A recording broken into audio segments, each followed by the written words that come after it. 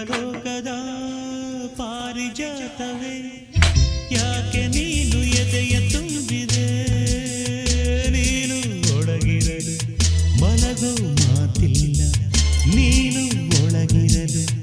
ಉಸಿರೇ ಬೇಕಿಲ್ಲ ನೀನು ಕನ್ನಡದ ಚಂದನದ ಕಂಪು ಕಸ್ತೂರಿ ಪ್ರೇಮ ಲೋಕದ ಪಾರಿಜಾತವೇ